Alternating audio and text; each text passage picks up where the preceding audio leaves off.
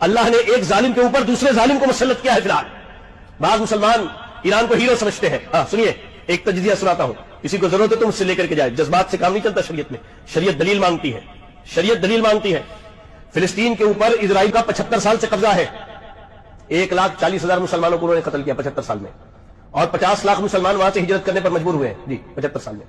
ایران نے 15 سال کے اندر, غور سے سنیں, کسی کو ثبوت چاہیے تو آ کے مجھ سے لے کے جائے, 15 سال کے اندر شام میں, عراق میں, لبنان میں, جی بڑے بڑے اسلامی ممالک کے اندر, حیران ہو جائیں گے, 1.5 کروڑ مسلمانوں کو شہید کیا انہوں نے, سنیوں کو, صرف 15 سال کے اندر 1.5 کروڑ مسلمانوں کو شہید کیا. یہ نا الحرج القتل, قتل کی قتل. ارے مرنے والے کو یہ نہیں معلوم کہ کیوں مارا گیا, مارنے والا یہ نہیں جانتا ہے کہ وہ کیوں قتل کر رہا ہے. یہ فتنے نہیں تو اور کیا ہے, یہ فتنے نہیں تو اور کیا ہے. اور سنیے, صرف 1.5 کروڑ مسلمانوں کو قتل نہیں کیا ہے, کروڑوں کی تعداد میں مسلمان ان ممالک سے ہجرت کرنے پر مجبور ہو گئے. لوگوں کے اصل کیا ہے, انٹرنیٹ کی بیماری لگی ہوئی ہے. وہ مشہور ایک ہندوستانی رپورٹر کا ایک بڑا مشہور جملہ تھا کہ واٹس ایپ یونیورسٹی کی لوگوں کو عادت لگی ہوئی ہے. وہاں جو آیا جو چیز سب سبحان اللہ, عقل کے چنا کھول لو یار.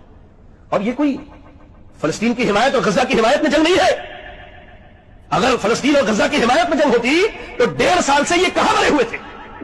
آپ کو معلوم ہونا چاہیے, عالمی سیاست کی بات بتا رہا ہوں, آپ کو معلوم ہونا چاہیے یہ جنگ ایران کی اپنی بقا کے لیے ہے. جب ان بدبخت یہودیوں نے ان کے بڑے بڑے افسران کو ایک رات میں اڑایا, تب ان کو بات سمجھ میں انہوں نے اپنی حفاظت کے لیے یہ لڑائیاں شروع کی ہے.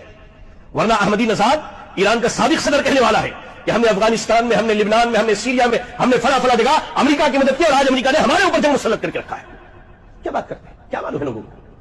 یہاں 2-4 اخبار کے کٹنگز پڑھ لیے اور 4-6 لوگوں کے میسجز دیکھ لیے, 2-4 جذباتی تحریکی اور یہ ہمارے یہاں کی اخوانی اور مودودی حضرات کی باتیں سنی اور بڑے علامہ بنے پھر رہے.